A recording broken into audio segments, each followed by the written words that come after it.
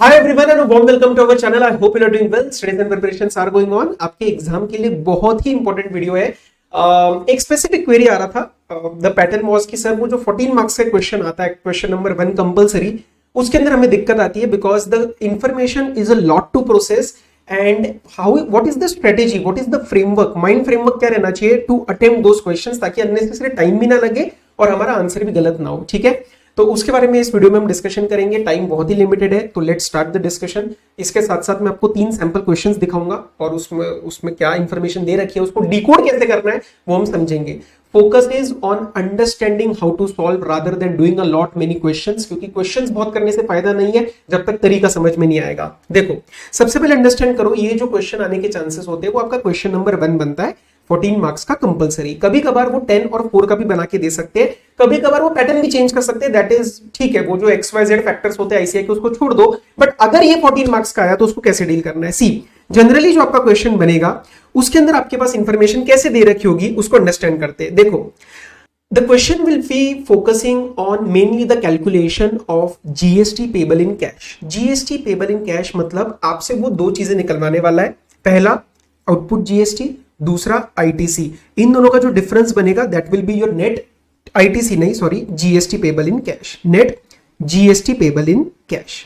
अब उसके लिए बेसिकली अगर आप क्वेश्चन को देखोगे तो 2 ही चीजें निकालनी होती है. एक आपका आउटपुट GST पेबल और एक आपका ITC.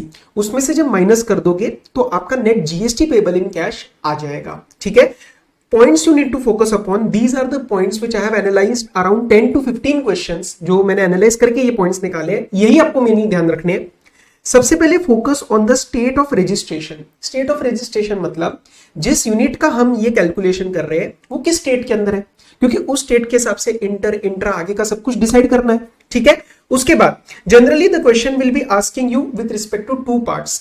तो एक आपके पास आउटवर्ड सप्लाई की इंफॉर्मेशन होगी और एक इनवर्ड की इंफॉर्मेशन होगी. प्रॉब्लम क्या होती है, आप सारा का सारा एक साथ अंडरस्टैंड करने की कोशिश करते हो. नो, ऑलवेज ऐसे क्वेश्चन में आप सबसे पहले लास्ट में जाके सीधा क्वेश्चन रीड करो, जो लास्ट पैरा होता है कि इसमें मुझे करना क्या है.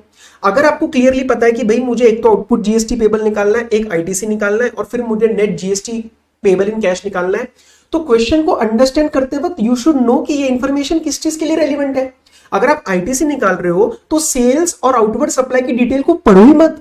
होएगा क्या, आप एक चीज निकाल रहे हो और दूसरे का एनालिसिस दिमाग में चल रहा है, वहां पे प्रॉब्लम होगी. वहां पे आप माइंड को एक तरीके से चला नहीं पाओगे कि मुझे निकालना क्या है और मैं एनालाइज क्या कर रहा हूं.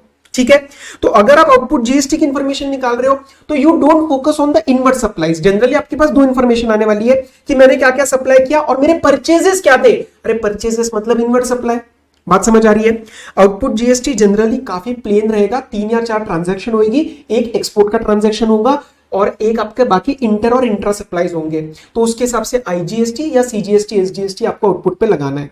दिक्कत क्या आती है ITC निकालने में. ITC के अंदर जनरली जो कंसेप्ट टेस्ट होते हैं for the purpose of revision, आपको ये कंसेप्ट अच्छे से करके जाने हैं. एक तो ब्लॉक क्रेडिट सेक्शन 17 का, उसके अंदर please take care of exempt supply calculation जो आप रूल नंबर 42 में करते हो. रूल नंबर 42 का कंसेप्ट अगर 14 मार्क्स वाले में टेस्ट हुआ तो जनरली बहुत डिटेल में टेस्ट नहीं होता है, कुछ ही ट्रांजैक्शंस होती है जो आपको एनालाइज करनी होती है. अगर डेडिकेटेड रूल 42 या रूल 43 का क्वेश्चन आया तो फिर वो डिटेल में पूछा जाएगा 4 या 6 नंबर में, व्हाटएवर इट इज. बट इस वाले में आया तो 1 या 2 ट्रांजैक्शंस होंगी. जैसे फॉर एग्जांपल आपने सिक्योरिटी सेल करी तो उसका 1% लेना है, बिल्डिंग सेल करी तो उसका स्टैंप ड्यूटी वैल्यू लेना है, ऐसे करके. बात समझ आ रही है. उसके सिवाय कॉमन क्रेडिट यस टेस्ट हो सकता है आपका with respect to rule number 42. Rule 43 generally इसके अंदर इतना टेस्ट नहीं हुआ. ओके, इसके सिवाय इट इज पॉसिबल कि आपका रूल 42 और 43 मिला के कॉमन क्रेडिट का ये क्वेश्चन बन जाए 14 मार्क का. एक आपका क्वेश्चन था machinery W, machinery V, 3 products थे अल्फा गामा बीटा. ये मैंने अपने सुपर 40 में उठाया था. सुपर 40 क्वेश्चन आंसर देखना प्लीज मत भूलना, it is very very important. उसके अंदर सारे आपके पास्ट टेस्ट के पेपर मैंने कवर किए हैं.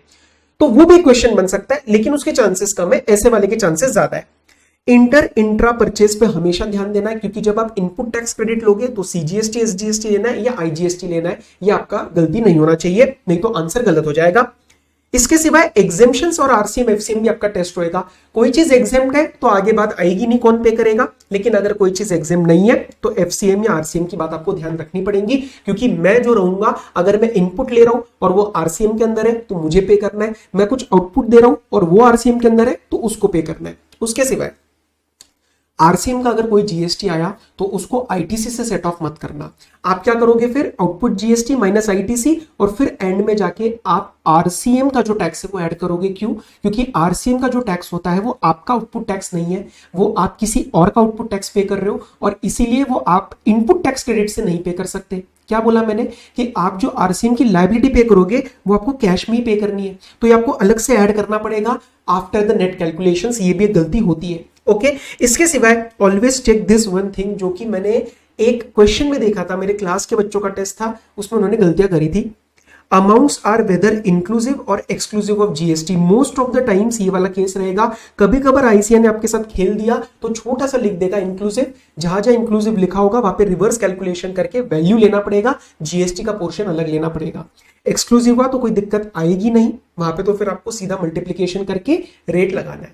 ये तीन बातें अगर आपने समझ ली, आपका 14 मार्क्स का क्वेश्चन कहीं नहीं जाने वाला। I will prove it now. मैं आपको सैंपल क्वेश्चन से प्रूव कराता हूं, आ जाओ। बहुत डिटेल में नहीं करने वाले sir, just to give you an idea कि वो क्वेश्चन क्या पूछ रहा है। देखो, इसके अंदर मेरा फोकस आंसर से ज्यादा क्वेश्चन रीडिंग के ऊपर है, प्लीज अंडरस्टैंड दैट। और ये पीडीएफ मैंने टेलीग्राम पे डाल दूंगा, उसमें से आप चेक कर लेना। आ जाओ। ये आपके एमटीपी के सवाल है, एमटीपी मे 24 के। Suyogya private limited, again I am telling please focus on how I am understanding the question rather than solution. Suyogya Private Limited registered under GST is engaged in manufacture of luxury cars. थोड़ा सा इसका धंधा important है मेरे लिए कि वो गाड़ी बना रहा है।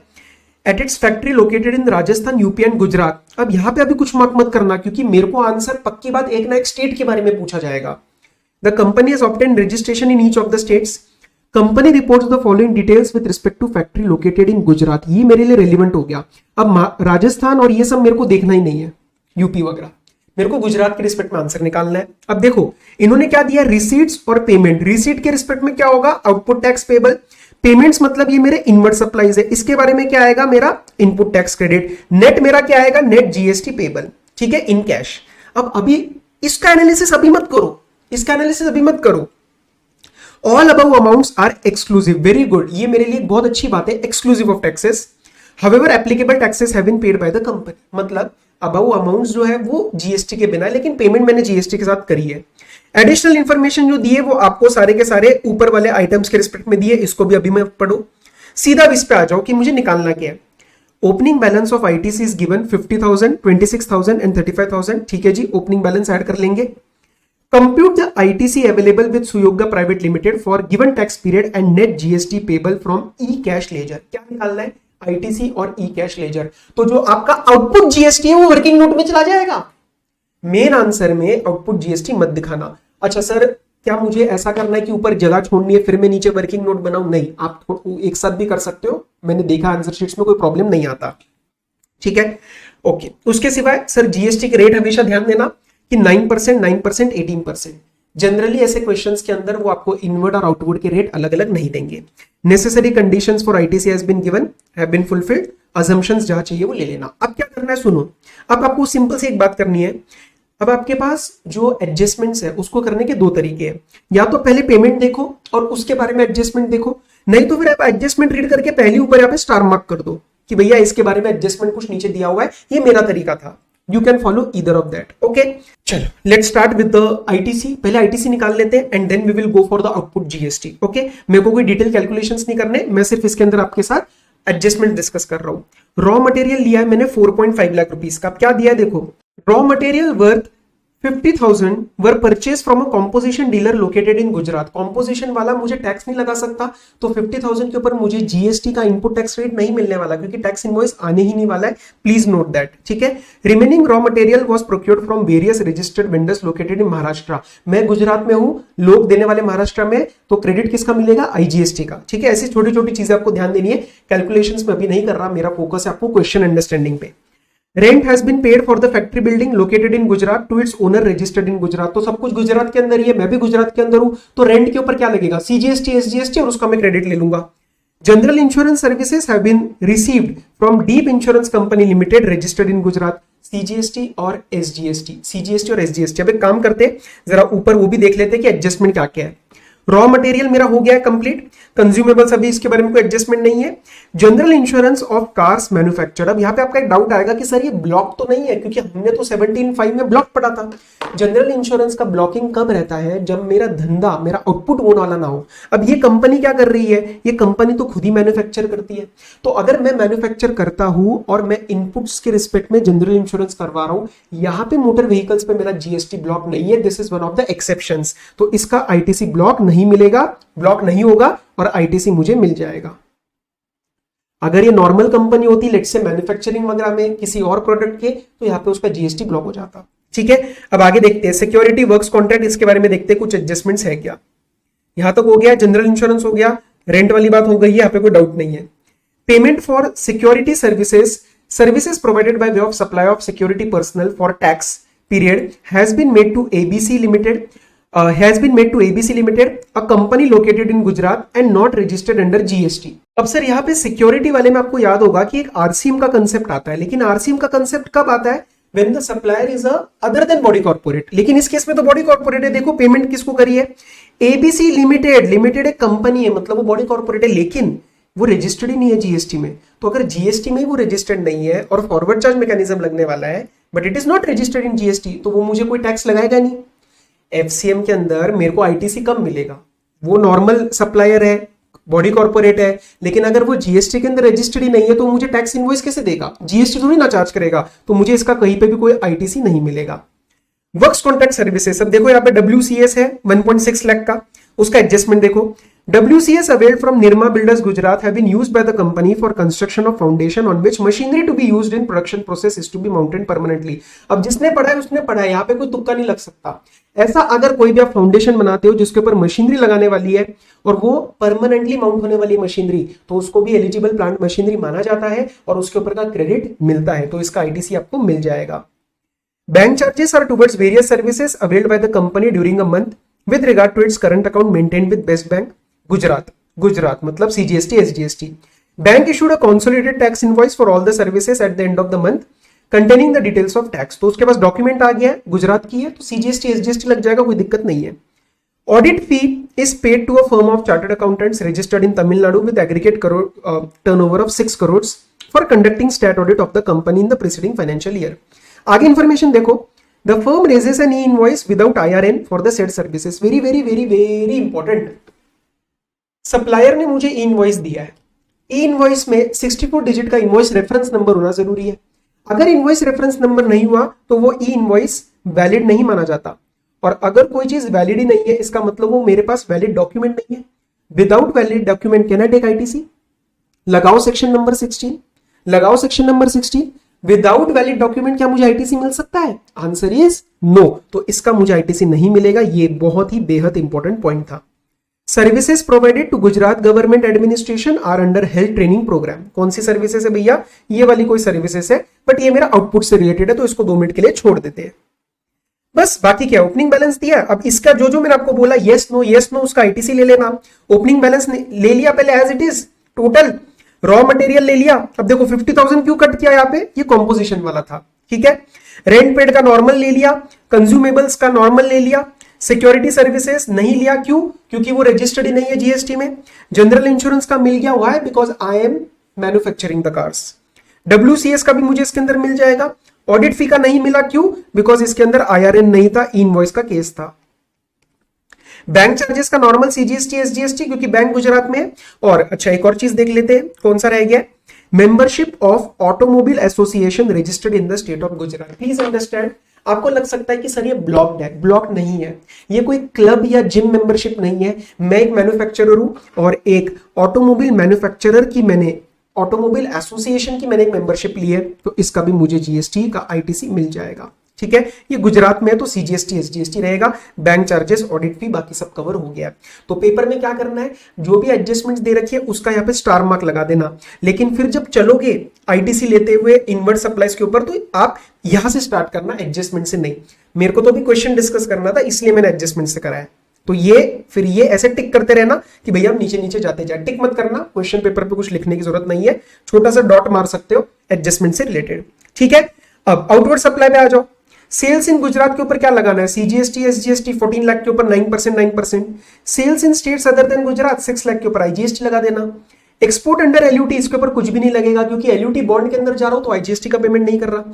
Income from services provided to Gujarat government administration, इसके बारे में जरा देखते हुए एडजस्टमेंट दी हुई थी उन्होंने।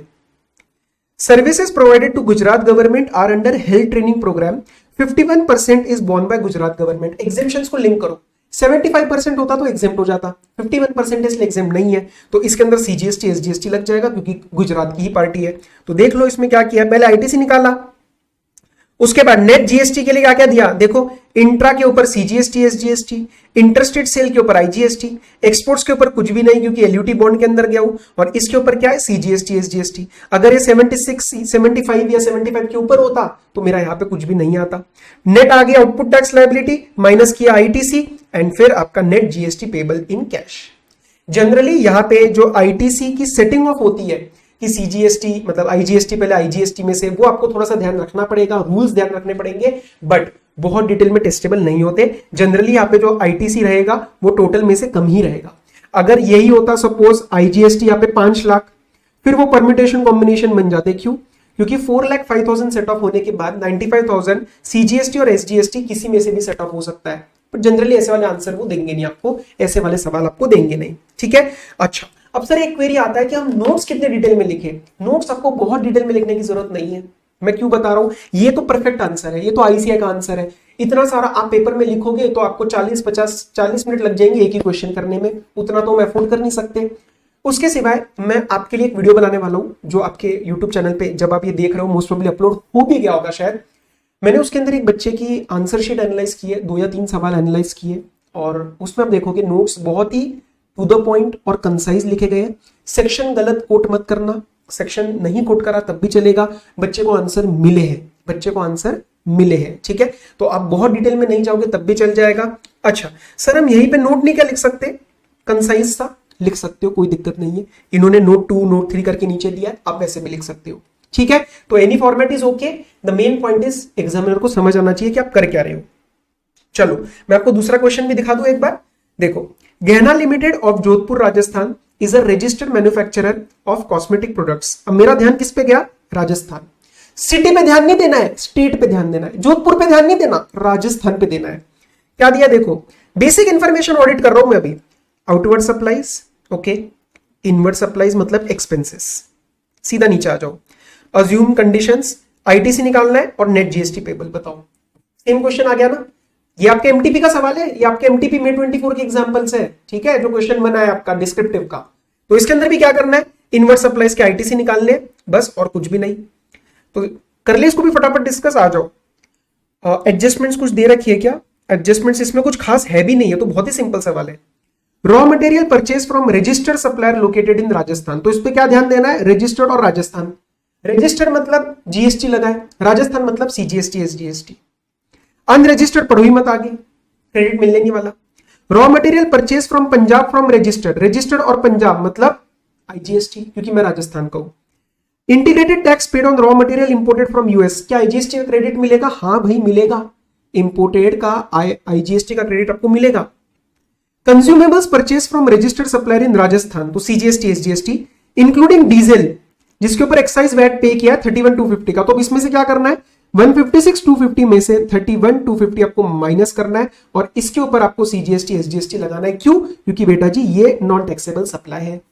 Monthly rent for factory building to owner in Rajasthan, CGST SGST. Salary 6,25,000, no GST, क्या लिखोगे ब्रैकेट में, this is not a supply, schedule number 3 paragraph number 1। बस प्रीमियम ऑन लाइफ इंश्योरेंस आते ही दिमाग में घंटी बज जानी चाहिए, टिंग टिंग टिंग टिंग टिंग। स्टैट्यूटरी ऑब्लिगेशन है क्या, स्टैट्यूटरी ऑब्लिगेशन है क्या, आ जाओ। Premium paid for life insurance policies, okay, life insurance is for specified employees, do not matter. आगे to fulfil a statutory obligation, yes इसका क्रेडिट मिल जाएगा। अब ये कहां की कंपनी है, राजस्थान, तो सीजीएसटी और SGST. All amounts are exclusive of taxes, very very important. And opening balance दिया हुआ है, ये आपको ऐड करना है, इसके ऊपर इसके अंदर आपका आईटीसी ऐड होता जाएगा, टोटल आ जाएगा, और आउटपुट जीएसटी भी चेक कर लेते हैं। सप्लाईज इन राजस्थान तो CGST SGST, supplies in states other than Rajasthan IGST, export under LUT no GST, no GST. ठीक है, देख लो पहले क्या किया इन्होंने, आईटीसी निकाला, एडजस्टमेंट्स मैंने डिस्कस कर लिए। नेट जीएसटी के लिए फिर क्या किया, आउटपुट निकाला, ये रहा आउटपुट। आउटपुट जीएसटी का आप अलग वर्किंग नोट नहीं बनाओगे चल जाएगा, नेट जीएसटी के अंदर ही, नेट जीएसटी के अंदर ही आप आउटपुट निकालना, उसमें से माइनस करना आईटीसी। तो पहला नोट आपका कौन सा बनेगा, आईटीसी का। ओके, इसके अंदर भी देखो जो आपका आईटीसी है that is lower than your output tax. Output tax अगर कम हुआ और आईटीसी ज्यादा हुआ फिर वो पंगा आता है किस चीज का, कि सर आईजीएसटी का क्रेडिट बचा है, फिर उसको एनी ऑर्डर और प्रोपोर्शन में मैं सेट ऑफ कर सकता हूँ सीजीएसटी एसजीएसटी से। बट जनरली मेरे एक्सपीरियंस में जितना मैंने देखे क्वेश्चन वो टेस्टिंग नहीं करते। अगर वो टेस्टिंग करना होता है वो 4-6 नंबर का अलग सवाल बनाएंगे। इस वाले में ITC will be lower than the output tax. Okay, notes इन्होंने डाल दिया, कोई दिक्कत नहीं है। एक और सैंपल दिखा देता हूं आपको, इसके अंदर भी कुछ नहीं है। देखो ऑक्स सप्लाई कंपनी के, एक बार सुनो, ढंग से सुनना, कंपनी के धंधे के ऊपर एक बार ध्यान दे देना, क्योंकि धंधा कभी कभार ब्लॉक क्रेडिट में काम आता है। जैसे अगर मैंने मोटर व्हीकल लिया और मेरा काम भी मोटर व्हीकल का है तो मुझे क्रेडिट मिल जाएगा, ब्लॉक नहीं रहेगा। ठीक, और ox supply private limited is registered manufacturer of auto parts Kolkata नहीं सॉरी वेस्ट बंगाल, मुझे वेस्ट बंगाल पे ध्यान देना है। Company as a manufacturing facility registered in factories act irrelevant, it procures its inputs indigenously from registered unregistered. ठीक है, okay, import भी है। ठीक है, अब सीधा देखते हैं इसमें क्या दिया है। देखो क्या फॉर्मेट दिया, रिसीट्स पेमेंट। मोस्टली आपको ऐसा ही दिया जाएगा, ये आउटवर्ड सप्लाई, ये इनवर्ड सप्लाई, ये रिसीट से ये पेमेंट है। आईटीसी निकालो, आउटपुट जीएसटी निकालो, सेट ऑफ करके नेट कैश निकाल लो। रिसीट एक ही दिया है सेल का, पेमेंट मेरे को अलग अलग दी है, तो इसके मैं जरा एडजस्टमेंट्स चेक कर लेता हूं। All the above amounts are exclusive of taxes, very very important, तो मुझे इसके ऊपर टैक्स लगाना है अभी। ठीक है जी, आ जाओ। Further following details are furnished. Raw material amounting to 0.8 lakh is procured from Bihar. मैं कहां का हूं, वेस्ट बंगाल, तो 80,000 के ऊपर आईजीएसटी लग जाएगा। 1.5 lakh is imported from China. अब उसके ऊपर BCD 0.15 lakh, social welfare surcharge 0.015 lakh and IGST of 0.2997 lakh are paid on imported raw material. Very very important, इसके अंदर इसका क्रेडिट नहीं मिलेगा आपको इसका आईजीएसटी का क्रेडिट मिलेगा। बात समझ में आ रही है, यहां पे गलती नहीं करनी। ठीक है, remaining raw material is procured from suppliers located in west Bengal. मतलब अब रिमेनिंग मतलब अब प्लीज प्लस माइनस में गलती मत करना यार। देखो रॉ मटेरियल टोटल है 3.5 लाख का, उसमें से 0.8 की आपको इंफॉर्मेशन यहां दी है और 1.5 लाख की इंफॉर्मेशन यहां दी है, तो 3.5 में से 0.8 और 1.5 माइनस करना और बचे हुए पे सीजीएसटी एसजीएसटी लगा देना।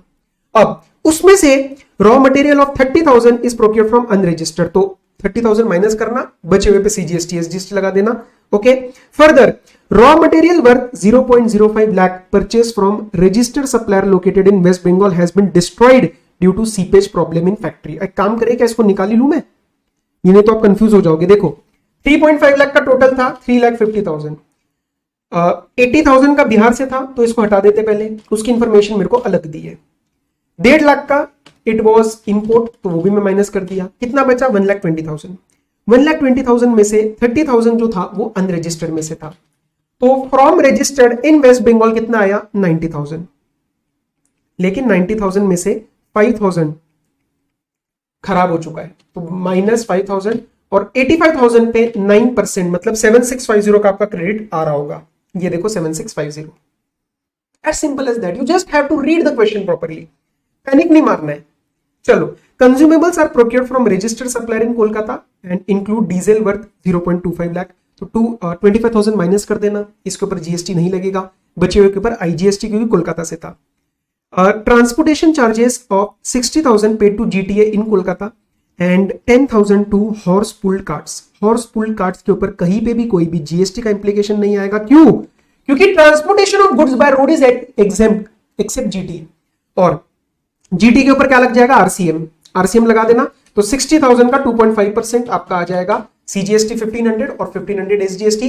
गलती मत करना, ये वाला जो पेमेंट करोगे ना, ये वाला जब पेमेंट करोगे तो अलग से दिखाना, क्योंकि आरसीएम का टैक्स आपको कैश में पे करना पड़ता है, आईटीसी से नहीं। नीचे दिखा दूंगा presentation. Life insurance policy statutory obligation के लिए है और सप्लायर वेस्ट बंगाल में ही है, तो सीजीएसटी और SGST. Audit fee paid to this firm in west Bengal for state audit, ठीक है जी, इसका क्रेडिट मिल जाएगा। Telephone expenses paid to bills for bills of landline phone installed in factory, तो ऑफिशियल है। Mobile phones given to employee for official है, तो जीएसटी का क्रेडिट मिल जाएगा west Bengal. Bank charges are towards company's current account maintain with the private sector bank, confuse कर रहे हैं आपको, इससे कुछ फर्क नहीं पड़ता, ये है बस, ठीक है जी। सीजीएसटी एसजीएसटी का क्रेडिट मिल जाएगा, वेस्ट बंगाल में है, इससे कुछ फर्क नहीं पड़ता। ब्रेकअप ऑफ सेल्स दिया आपको, वेस्ट बंगाल का 7 लाख, तो इसका CGST SGST, other than west Bengal इसका आईजीएसटी, एलयूटी वाले में नो जीएसटी, क्यों? क्योंकि भैया एलयूटी के अंदर जा रहा हूं। ओपनिंग बैलेंस ऐड कर देना बस, और क्या करना है इसके अंदर। देखो ओपनिंग बैलेंस लिया, एडजस्टमेंट्स हमने सारी डिस्कस करी। नेट जीएसटी पेबल कैसे निकालोगे, आउटपुट पहले ले लेना, intra inter export total output आ गया। मैं थोड़ा सा फास्ट जा रहा हूं बिकॉज कल परसों आपका एग्जाम है, ठीक है, तो इसको आप एक बार आराम से तसल्ली से देखना चाहते हो, क्वेश्चंस की प्रैक्टिस करना चाहते हो, तो ये पीडीएफ टेलीग्राम पे आपको मिल जाएगा। But to be very honest, class में अगर समझ आ रहा है तो करने की जरूरत नहीं है, ठीक है। तो नेट जीएसटी के लिए सबसे पहले आप क्या करोगे, आउटपुट जीएसटी निकाल लोगे। आउटपुट जीएसटी में से माइनस करना आईटीसी, जो मैंने ऊपर वाले वर्किंग नोट में निकाला है, और एंड में देखो नेट जीएसटी पेबल दिखाने के बाद आपने क्या किया, जीटीए वाला अमाउंट, क्यों? क्योंकि बेटा जी जीटीए वाला जो अमाउंट है वो आरसीएम है, आरसीएम वाला आपका कैश में पेमेंट होता है, आईटीसी से नहीं। तो अगर आप इसको पहले दिखा दोगे तो that will be a wrong presentation, okay. फिर नीचे वाले नोट्स दे रखे हैं, बस एज सिंपल एज दैट। इसके सिवा सुनो ना, मैंने देखो ये आपका पेपर निकाला है, ये आपका नवंबर 23 का जो पेपर था वो है। पहले क्वेश्चन में जरा देखो, मैं मार्क कर लूं क्या, इसके अंदर मैं निकाल लेता हूं, रुको नोटेबिलिटी पे फटाफट, जस्ट 1 मिनट। ये देखो आपका नवंबर 23 का पेपर था, क्वेश्चन नंबर 1 कंपलसरी था। देखो क्या दिया है, आउटवर्ड सप्लाईज दी है, इनवर्ड सप्लाईज दी है, ठीक है, और यहां पे क्या एडजस्टमेंट्स दे दी, निकाला क्या है, from the information about you are required to compute eligible ITC and minimum GST payable in cash, वही वाली बात है। अब थोड़ा सा इन्होंने क्या किया है, बस आउटपुट वाले में थोड़ा सा आपको थोड़ा डिटेल में पूछी है चीजें, ओके। अब इसके सिवा एक छोटा सा फर्क क्या है, इसके अंदर आपको कॉमन क्रेडिट का कंसेप्ट इन्वॉल्व हो गया। अब सारे बच्चे जरा ध्यान से सुनेंगे, इंपॉर्टेंट बात, कॉमन क्रेडिट आपको आके सजा के नहीं बताया जाएगा कि बेटा जी आपको इसके अंदर कॉमन क्रेडिट भी लगाना है, that you have to apply your mind. कैसे, इनवर्ड सप्लाई जरा देखो, इन्होंने कुछ ट्रेनिंग सर्विसेज लिए for all its employees, the training was held at a resort in Himachal Pradesh, ठीक है। Purchase processing machines from company this registered under GST in the state of Gujarat. Machines were brought in as is various condition at Gujarat to produce taxable items. To produce taxable items. Question की अगर basic information देखोगे तो is engaged in making various supplies, और इस supplies के अंदर उसके कुछ exempt वाला portion भी आ रहा है और कुछ उसका taxable वाला भी आ रहा है। तो आपके लिए hint क्या है कि when your outward supply is exempt as well as taxable, that is a hint that you have to apply the concept of common credit. Rule number 42 he generally लगेगा, रूल 43 जनरली यहाँ पे वो नहीं लगाते। Rule 42 में जब आप exempt निकालोगे तो एग्जेम्प्ट के अंदर हमेशा ध्यान देना कि वो जो ट्रांजैक्शन इन सिक्योरिटीज होती है उसका 1% लेना है, सेल ऑफ वेयरहाउस गुड्स हो तो वो लेना है, बिल्डिंग और लैंड का स्टैम्प ड्यूटी वैल्यू लेना है, तो वो बातें आपको थोड़ी ध्यान रखनी पड़ेंगी और इसको कैलकुलेट करना पड़ेगा, डिवाइड करना पड़ेगा टोटल टर्नओवर से, और कॉमन क्रेडिट का जो portion attributable to exempt turnover है उसको टोटल लायबिलिटी में ऐड करना पड़ेगा, ठीक है। ये क्वेश्चन के अंदर आपको थोड़ा सा और डिटेल में जाना है तो पूरा नवंबर 23 का सजेस्टेड आंसर मैंने अपने चैनल पे ऑलरेडी अपलोड किया हुआ है in a very quick manner, hardly 30 to 40 minutes का वो वीडियो है, जरूर चेक करके जाना। Super 40 question answer, November 23 suggested answer, ये वाला वीडियो आरटीपी में ट्राई करूंगा, अगर होगा तो वो भी आधे पौने घंटे में डिस्कस करके फटाफट से डाल दूंगा। तो ये सारी चीजें करने के बाद एटलीस्ट आपको क्वेश्चन आंसर में प्रॉब्लम नहीं आएगा। It is not a substitute obviously, लेकिन अब इस टाइम में आप और क्या कर सकते हो, ठीक है। तो आई होप आपको 14 मार्क्स का जो क्वेश्चन है उसको डील करने में थोड़ा सा कॉन्फिडेंस आया होगा। एक क्वेश्चन आप बेशक खुद सॉल्व करके देख लेना, इट विल टेक 15-20 मिनट्स, ठीक है। डाउट है तो मैं हूं, एंड ठीक है, बस ये था इस पर्टिकुलर वीडियो में। All the very best, study well, take care, be safe, bye bye.